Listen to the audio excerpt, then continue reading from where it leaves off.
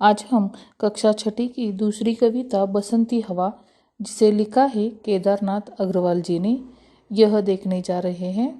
केदारनाथ अग्रवाल जी का जन्म 1 अप्रैल 1911 को हुआ है और उनकी मृत्यु 22 जून 2000 को हुई। केदारनाथ जी छायावादी युग के प्रगतिशील कवि माने जाते हैं।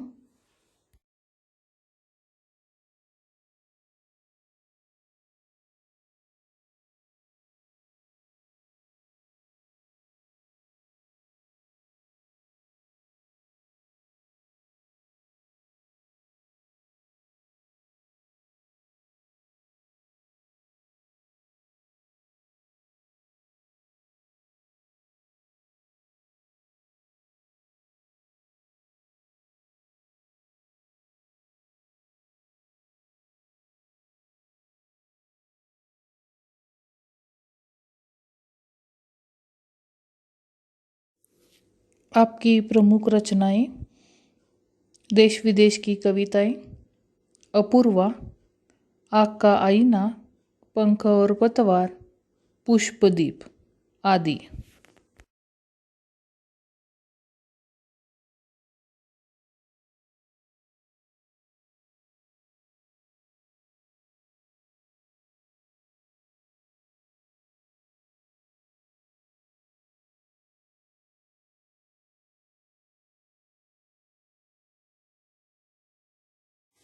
तो बच्चों, अब हम कविता का अर्थ समझ लेंगे। कविता की पंक्तियाँ देखते देखते हम अर्थ समझ लेते हैं। हवा हूँ हवा में बसंती हवा हूँ, सुनो बात मेरी अनोखी हवा हूँ। यहाँ बसंती हवा कह रही है कि मैं हवा हूँ, बसंत ऋतु में बहने वाली हवा हूँ। मेरी बातें सुनो, क्योंकि मैं अनोखी हूँ, अलग हवा हूँ, ऐसे वह कह रही है। वह अपने आप को अलग और अनोखी हवा कह रही है। आगे वह कहती है, बड़ी बावली हूँ बड़ी मस्त मौला, नहीं कुछ फिक्र है बड़ी ही निडर हूँ। आगे क्या कह रही है वो? बड़ी बावली हूँ बड़ी मस्त मौला। ऐसा वह क्यों कह रही है? खुद को अनोखी कहती है क्योंकि वह मस्त मौला है, बावली है। मस्त मौला यानी वह मनमौजी है, बावली यानी सीधी सादी है। वह खुद को वह मस्त मौला मान रही है, बावली मान रही है।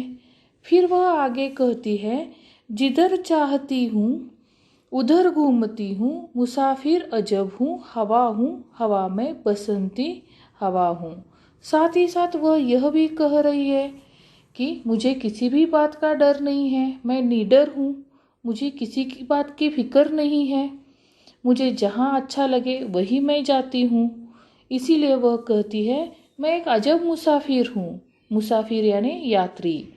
आगे वह यह भी कहती है कि हवा हूँ हवा में बसंती हवा हूँ, मैं ऐसी वैसी हवा नहीं, तो मैं बसंत ऋतु में बहने वाली एक सुंदर सी हवा, बसंत ऋतु में बहने वाली सुंदर सी हवा हूँ।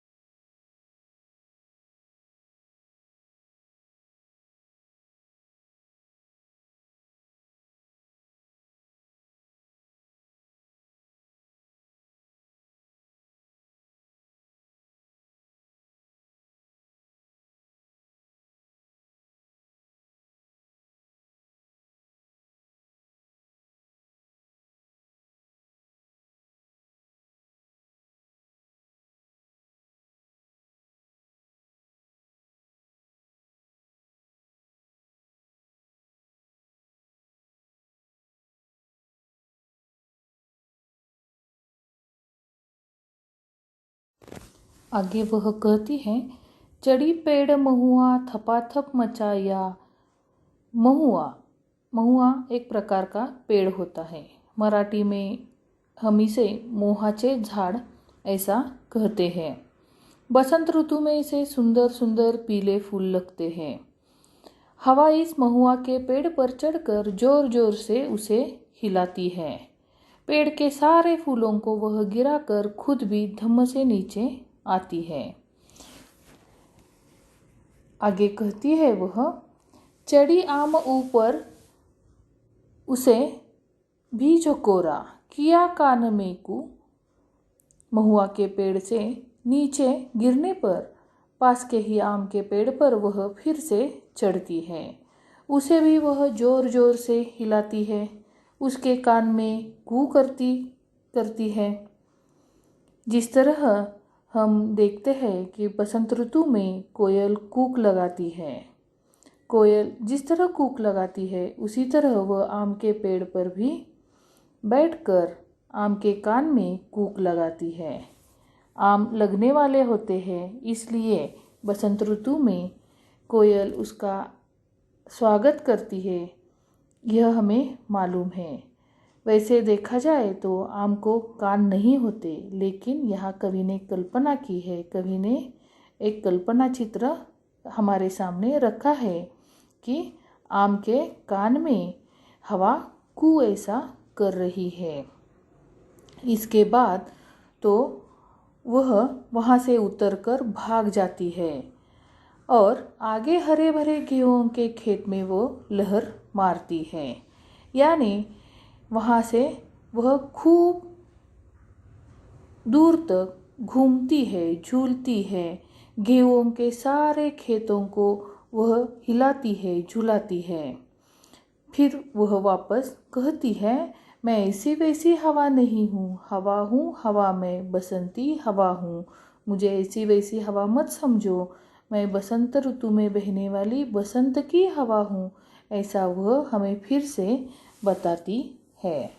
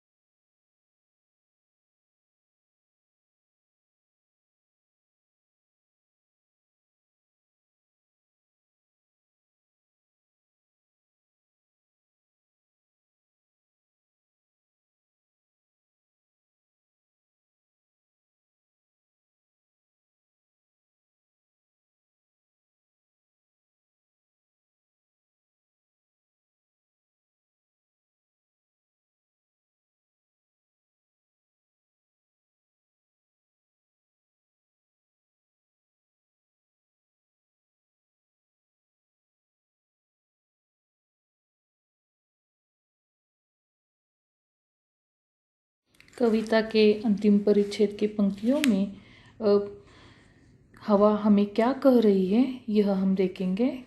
पहर दो पहर क्या अनेकों पहर तक इसी में रही मैं। बच्चों, पहर यानी प्रहर, प्रहर यानी 3 घंटे। 24 घंटों में 8 पहर होते हैं। जब हवा गेहूं के खेत में पहुंची तो उसे वह इतना पसंद आया कि वह वहाँ अनेकों प्रहर तक झूमती रही। खड़ी देख अलसी लिए शीश कलसी, ऐसा कहती है वह। शीश यानी बच्चों सिर, कलसी यानी गगरी और अलसी यानी तिल जैसे बीज, जिसे हम मराठी में जवस ऐसा कहते हैं। इससे तेल निकाला जाता है। अलसी के फूल गगरी जैसे होते हैं, इसलिए हवा उन्हें गगरी की तरह ही समझ लेती है। मुझे खूब सूझी, हिलाया झुलाया गिरी पर न कलसी। आगे वह हवा कहती है, मुझे खूब सूझी, हिलाया झुलाया गिरी पर न कलसी। बच्चों, यहाँ अलसी के फूलों को गगरी समझकर गिराने के लिए वह जोर जोर से अलसी को हिलाती है, लेकिन अलसी के फूल नीचे नहीं गिरते। तब वह कहती है, इसी हार को पा, हिलाई न सरसों झुलाई न सरसों। यानी अलसी से वह हार चुकी है। अब वह आगे सरसों के पीले पीले खेतों में वह लहर मारती है, पर उन्हें गिराने की कोशिश नहीं करती। सरसों छोटे होते हैं, झड़ से नीचे हिलाने पर झड़ से नीचे गिर सकते हैं, लेकिन वह थोड़ी भी कोशिश नहीं करती। आखिर में वह कोशिश छोड़ देती है और फिर से वह कहती है, हवा हूँ हवा मैं, बसंती हवा हूँ। ऐसी वैसी मुझे मत समझो, मैं बसंत ऋतु में बहने वाली बसंती हवा हूँ, ऐसा वह कहती है। तो बच्चों, इस कविता द्वारा कवि ने प्रकृति का सुंदर वर्णन किया है। साथ ही साथ विविध ऋतुओं में जो अलग अलग रंग होते हैं, अलग अलग वर्णन होता है, यह बताने की कोशिश करते हुए प्रकृति की अप्रतिम सुंदरता का चित्रण कविता के माध्यम से किया है। और एक संदेश भी, छोटा सा संदेश भी हवा के माध्यम से हमें देने की कोशिश की है। कभी भी हमें हार नहीं माननी चाहिए, कोशिश करते रहना चाहिए। धन्यवाद।